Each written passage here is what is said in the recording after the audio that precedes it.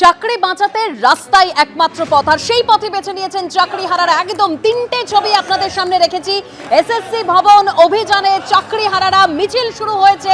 অন্যদিকে করোনা বইতে একেবারে তৎপর রয়েছে পুলিশে জয়লাভ একেবারে এসএসসি ভবনের সামনে, এবং তারই পাশাপাশি এসএসসি ভবনের সামনে চাকরি হারাদের একাংশ তারা অনশন, রিলে অনশন করছেন। তারা এই মুহূর্তে একদম তিন প্রতিনিধি আমার সঙ্গে রয়েছেন। একদিকে অরিত্রিক ভট্টাচার্য, পার্থপ্রতিম ঘোষ এবং ব্রতদেব ভট্টাচার্য রয়েছেন। এখন মিছিল ঠিক কোন পর্যায়ে রয়েছে আরো বিস্তারিত তথ্য আমরা জানবো সরাসরি। প্রথমেই পার্থ।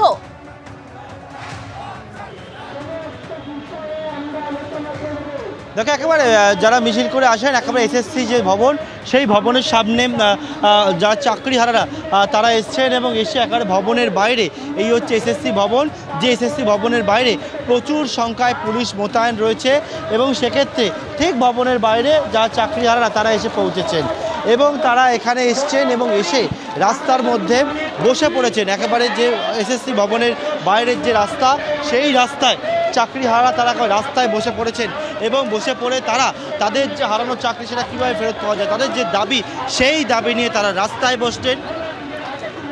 আমাদের মিরর ইমেজ দরকার, মানে আমাদের যে আমরা যোগ্য প্রার্থী, যোগ্য টিচার আমরা, তাই আমাদের একটাই দাবি, আমাদের অরিজিনাল মিরর ইমেজ প্রকাশ করতেই হবে।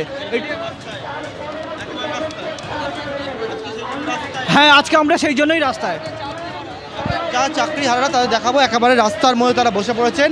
এসএসসি দপ্তরের সামনে তারা চলে এসেছেন সম্পূর্ণভাবে। এই যে রাস্তা, সেই রাস্তায় তারা বসে রয়েছে। যান চলাচল বন্ধ রয়েছে। পুলিশ জানাচ্ছে যে অন্য পথ থেকে গাড়িগুলোকে ঘুরিয়ে দেওয়া হচ্ছে, এবং এসএসসি দপ্তরের যে জায়গা তার বাইরে প্রচুর সংখ্যায় পুলিশের বাহিনী মোতায়েন রয়েছে। পুলিশ একেবারে যে বিষয় কোনো কিছু দেখতে পেলাম, যে বিষয়টা তাদের কাউকে এখানে আটকানো হলো না, তারা এলেন এবং এসএসসি দপ্তরের সামনে যে রাস্তা, সেই রাস্তায় তারা বসেছেন এবং বসেছেন এবং থাকছেন। এখানে এখন কোন দাবি? হ্যাঁ, বলুন একবার। দাবি কি? দাবি আমাদের দাবি একটাই, চাকরিটা আমার ফেরত চাই। দাবি একটাই, চাকরিটা আমার ফেরত চাই।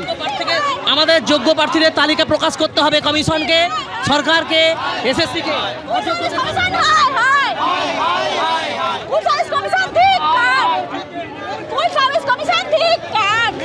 একেবারে কেউ হাতে একেবারে ওয়েমার শিট নিয়ে এসছেন, এরকম হাতে ওয়েমার শিট নিয়ে এসছেন। এই ওয়েমার শিট নিয়ে এসে কোন দাবি কি জানাচ্ছে?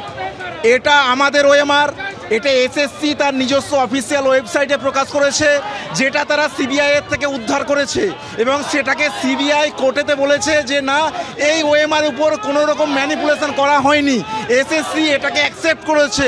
তারপরেও আমরা যোগ্য যারা শিক্ষক শিক্ষিকা এবং শিক্ষিকা কর্মীবৃন্দ, আমরা কেন গেলাম, কি অপরাধে আমরা বঞ্চিত হলাম কোর্টের রায়েতে? আজকে আমরা করে ওয়েমার নিয়ে চলে এসছেন এখানে, এবং আবারও ছবিটা দেখাতে বলবো সহকর্মী মদন সরকারকে। সেখানে কিন্তু দেখতে পাচ্ছি বহু যারা চাকরি হারারা তারা একেবারে আসেন এখানে এসএসসি দপ্তরে, এসএসসি ভবনের উদ্দেশ্যে তারা আসেন করুণাময় থেকে, এবং এসে রাস্তায় তারা বসে পড়েছেন এই মুহূর্তে। এবং তাদের দাবি হচ্ছে একটাই, যে দাবিটা হচ্ছে হারানো চাকরি ফিরে পাওয়া। তারা বলছেন তারা যোগ্য শিক্ষক, এবং সেখানে তাদের যে চাকরি হারা হলেন সেই চাকরি ফেরতের দাবিতে এই মুহূর্তে অবস্থান করছে একেবারে এসএসসি ভবনের বাইরে চাকরি হারারা। একেবারে পার্থ, সেই ছবি আমরা দেখতে পাচ্ছি। চাকরি হারা শিক্ষক শিক্ষিকারা তারা একেবারে নিজেদের চাকরি ফেরত চাই, এই একটা দাবিতেই তারা এই মুহূর্তে অবস্থান করছেন। যে মিছিল করোনা বই থেকে শুরু হয়েছিল ইতিমধ্যে এসএসসি ভবনে পৌঁছে গিয়েছে, অবস্থান করছে চাকরি হারা শিক্ষক শিক্ষিকারা।